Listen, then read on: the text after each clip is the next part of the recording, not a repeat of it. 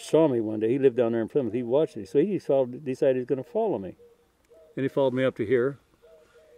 And he said he used to work on this ranch when it was a sheep ranch. This whole area was a big sheep ranch. So he became a good friend. We'd come up there and I'd crawl down off the house and we'd sit and talk for a while. And then of course he died. But people you meet along the way that you like and they're gone, you know. I've had a lot of old guys used to come up here. I'd be working out here and they'd come up, want to talk, so I'd get on off what I'm doing and sit and talk to them. And they're all gone. They talk about the early days when they were here.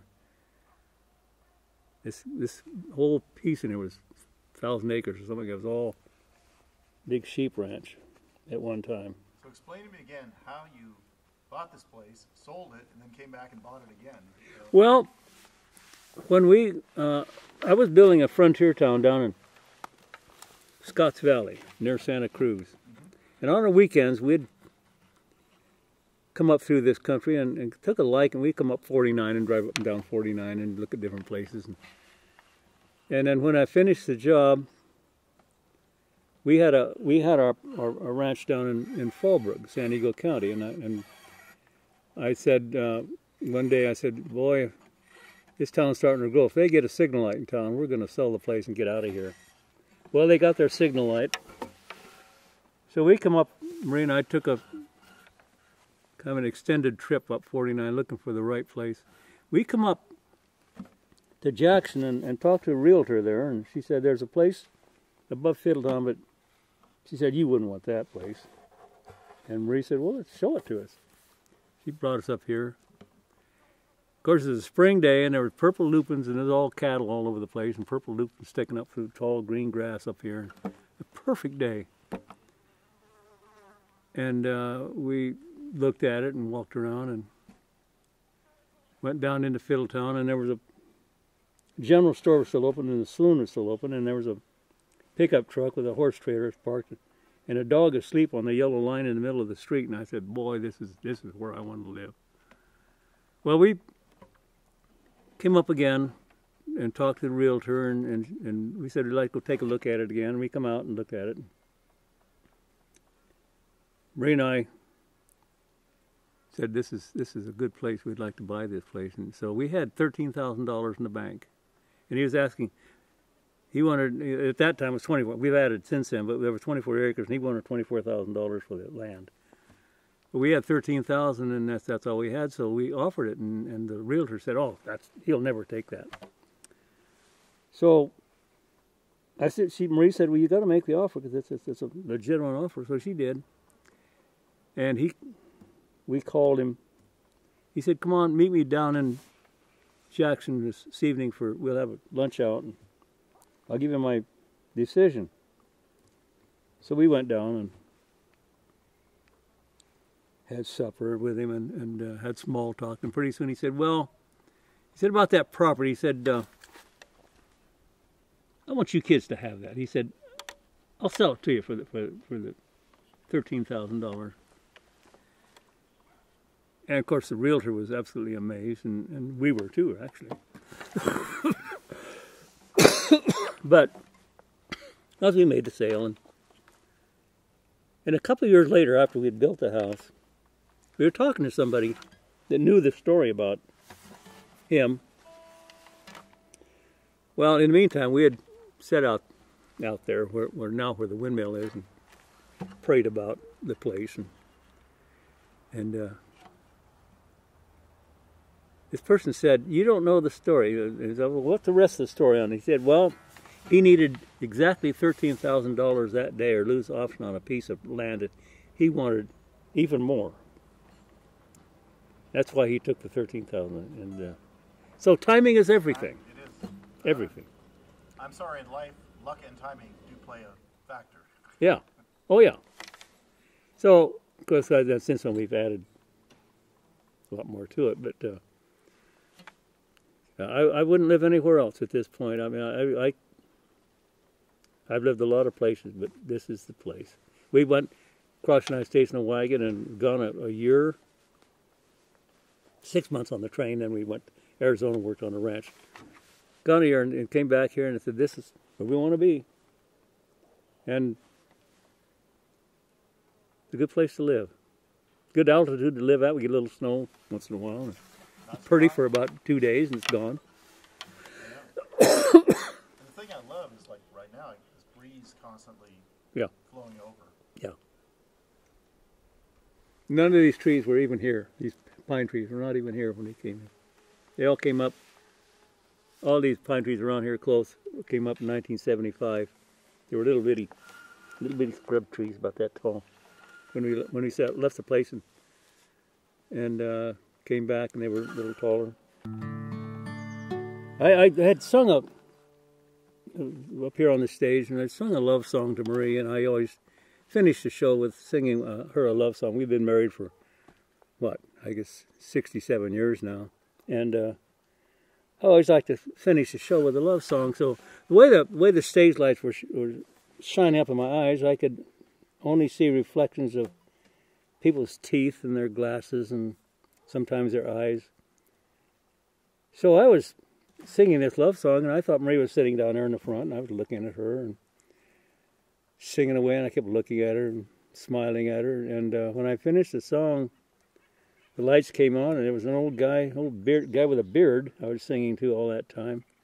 And I was in a state of shock, and I thought, he must think I've got a thing about him, but I still get letters from him, and he kind of come up afterwards and shook hands with me and said how much he enjoyed the show and all that stuff. But it's a little embarrassing to be singing to somebody you think it's someone and it's not. That's very typical of those kind of things, because it's dark out and the lights are shining in your eyes, and that's what happens.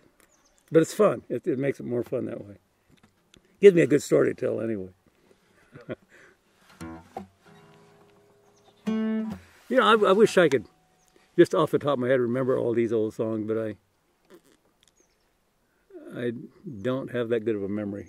You're doing pretty good for 89, Ron. Well, I'm doing better. I didn't think I could remember the words of the song I just finished singing. Let's see, I got not a cowboy song, but it's a good song.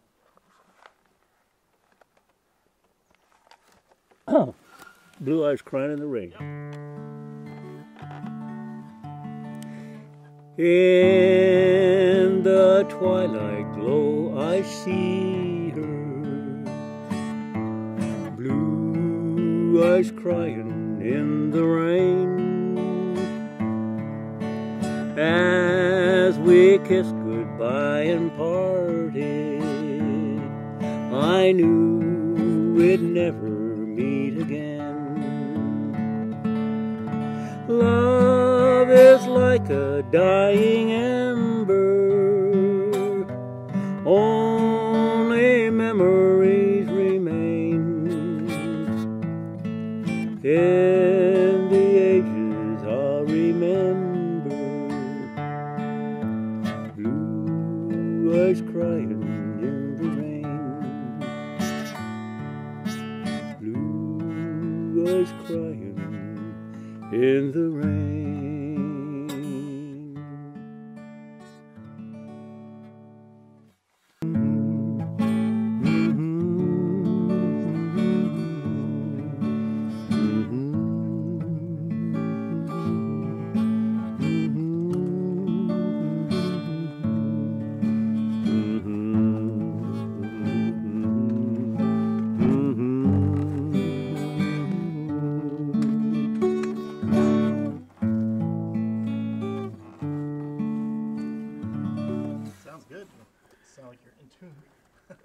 Yes, I'm riding old paint.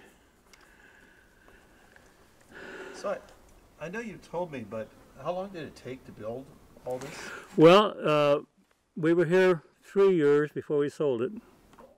I got the house in this barn right here, and a little blacksmith shop off to the side, and those 3 years. Then when we came back, after being gone a year, the rest of it took me about course, I didn't work solid on it. I worked, did something, and then I did something else. But probably 5 years to do all this, I would imagine, if it all put it all together. Well, not only was I doing that here, but I was building buildings in town. I was in Jackson, restoring some of those buildings back to this style, and I own, and I did a job over in Placerville, you know, and I stayed really. I look back at now how hard I worked. I really miss being able to do all that kind of work. I love working because I was my own boss, and that makes a big difference. Yeah. For me, anyway. You know. What's the 1913 on the Sutter Creek thing? Is that a... That's when Sutter Creek was incorporated. Oh, okay. Which I did not know. This is a nice gift from Tom. Let's see, one's for the guitar and then one's for your voice. Usually this one is good for both. But I have 2 channels, so I'm using them.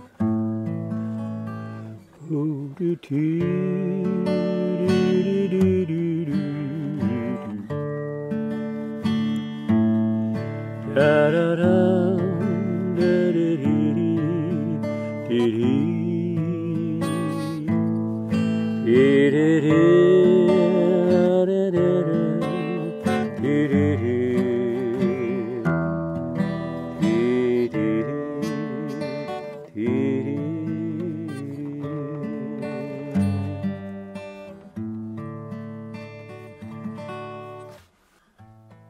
Wish I could remember that Darcy Farrell.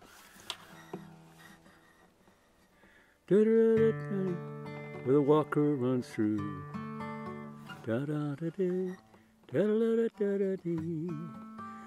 daughter of old Dundee, and a fair one was she.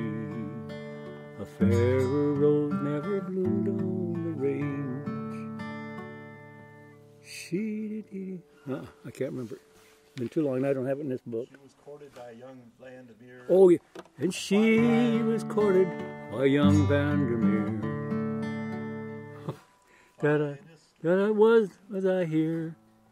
A lot of the old Western songs are sad songs. I grew up, if I can remember this one, a dreaming, being a cowboy, loving those cowboy ways, learning the life, my high riding heroes. I burned up my childhood days, learning the rules of a modern day drifter. Don't you hold on to nothing too long. Just take what you can from the ladies and leave them with the words of an old cowboy song. My heroes have always been cowboys. They still are, it seems, sadly in search of one step back of themselves and their slow-moving dreams. Cowboys are special, with their own brand of misery from being alone too long. You can die in the cold, the arms of a nightmare, knowing your best days are gone. Picking up hookers instead of my pen, I let the words of my youth slip away. Old worn out saddles and old worn out memories with no one and no place to stay. My heroes have always been cowboys. They still are, it seems, sadly in search of one step back of themselves and their slow-moving dreams. Sadly in search of one step back of themselves and their slow-moving dreams.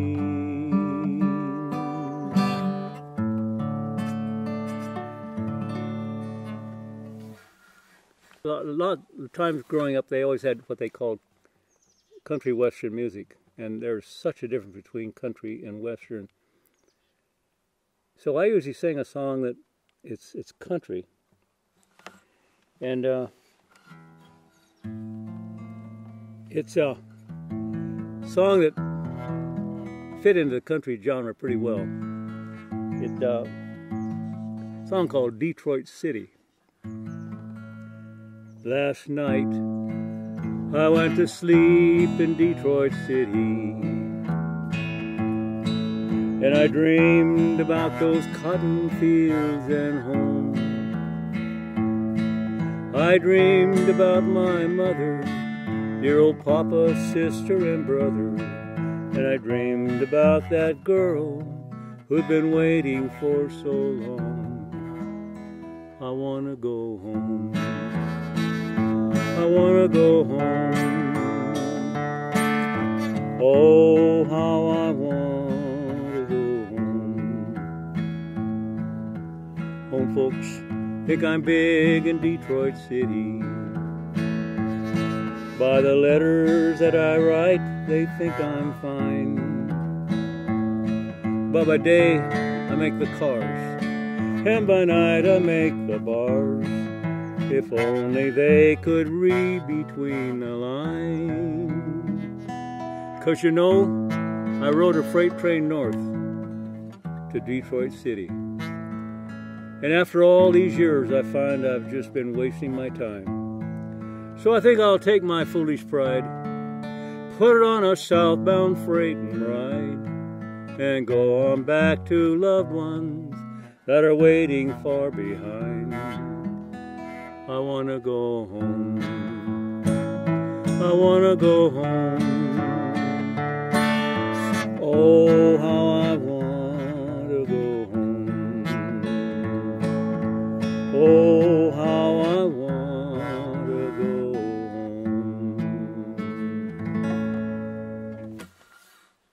home. Gonna pay no union dues. It's been a long time. In Broome, 8 by 12, 4-bedroom. I'm a man of means. I know me, king of the road. I know every engineer on every train, all their children and all of their names. The first song I ever heard in my entire life. We got a radio when I was about, I was really young. Got a radio. And the song that was on that radio, I only heard it one time and I still remember it. If I can even remember how it goes.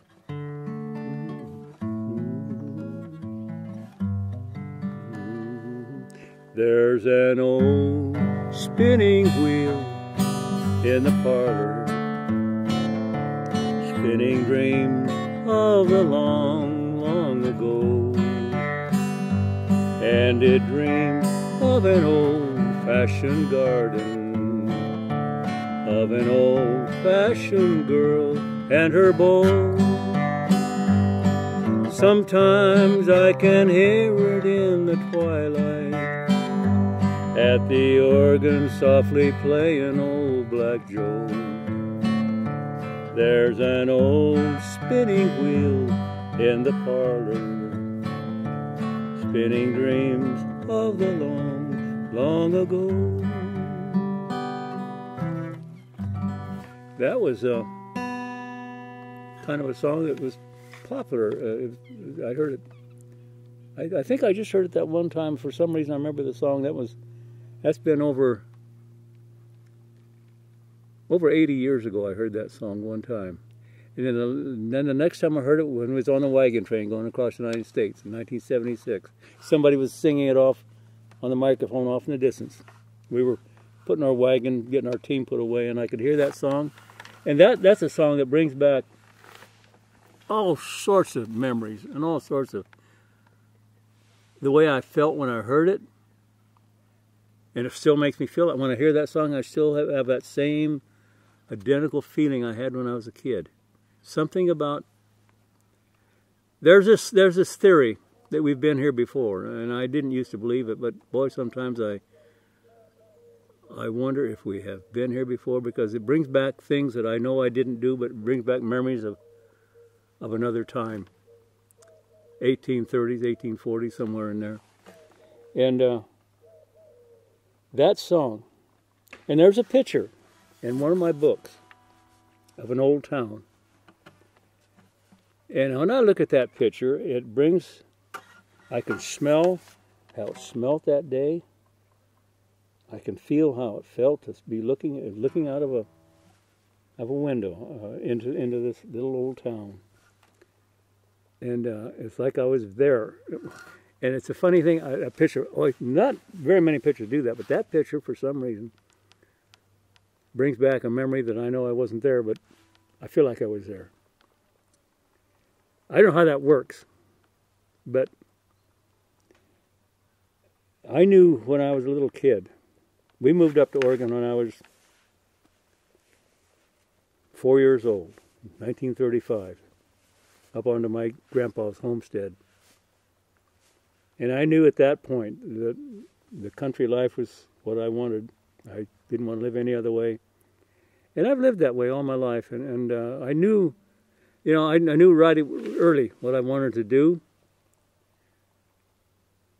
I've talked to guys who are in their 30s and 40s still don't know what they really wanted to do, but I was fortunate. I knew what I wanted to do when I was, practically when I was born, but and I've always done it. But there are things that make me wonder okay, when I started building wagons, I had a tool I needed to make it. I'd never seen it before. I was building my first wagon wheel, and I didn't know the tools it took. And I was out there in the barnyard where it was hot, and it was a great big heavy wheel, and I just couldn't make it work. I kept walking away from it saying, I don't know what to do. And I walked under that big oak tree in the front yard. I got a picture in my mind of what that tool I needed to make. I'd never seen it.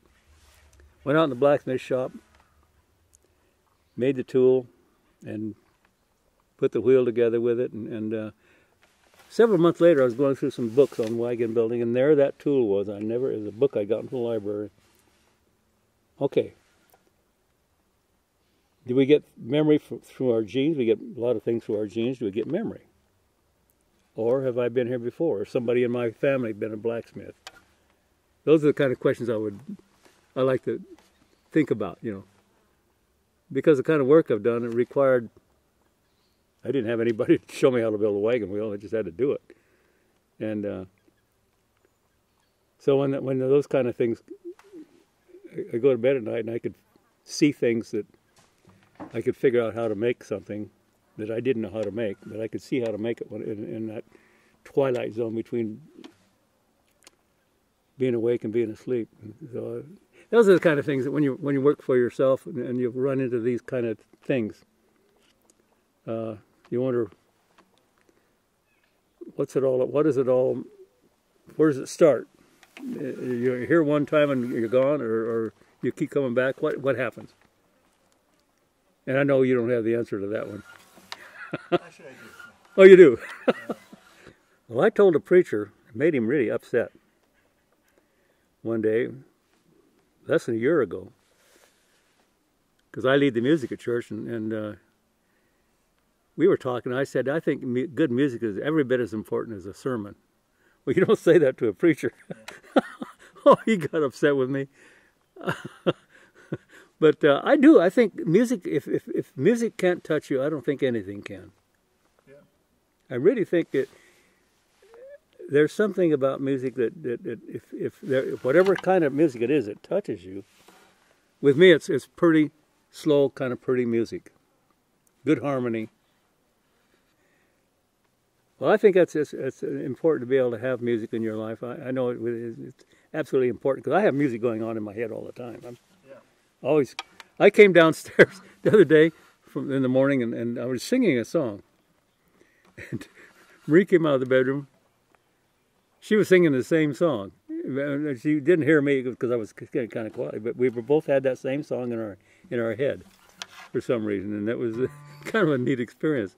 That the two of you, coming from two different places in the house, very quietly singing a song, and you're not in exactly the same place in the song, but it's the same song, I don't know how that works, but there's a lot of mysteries that I don't know how it works. Well, the older I get, the more I realize how much I don't know, Yeah. And I I honestly wish I could live to be 150, 200 years old, in good health, of course, because I've learned more in the last couple of years than I did the first umpteen years of my life. Just because I'm physically doing things, because I'm not a student. I don't take, I can't read something and get it. It just doesn't work that way. But to experience something and make something, like build a wagon from scratch, or a stagecoach from scratch, do the wheels, the upholstering, and the painting, and the gold leafing on a stagecoach, and the bull hide for the springs, and all the stuff. There's an accomplishment. It's like making a painting, for an artist to make a painting, to build a stagecoach or a buggy, and then hook it up to a team of horses and drive off down the road. It's good stuff. But we're not here long enough, you know. Well, yeah, if you're not healthy, it wouldn't be any fun. But you know, that has been the hardest thing. This last couple of years have been the hardest thing for me to sit there and look at all that stuff I built. A lot of the wood in the barn, I took my mules down, and they were logging over here, and he hired me to haul the logs. Instead of charging him, I just said, make me some lumber. A lot of that barn's built out of logs that I hauled down out the high country down into the sawmill down at the bottom. And I look at all that stuff, and I got kind of verklempt one day. I was sitting out there in the barnyard looking around, and I thought, oh, I can't do that kind of stuff anymore. That part of my life is over. I can't climb up on that roof like I did.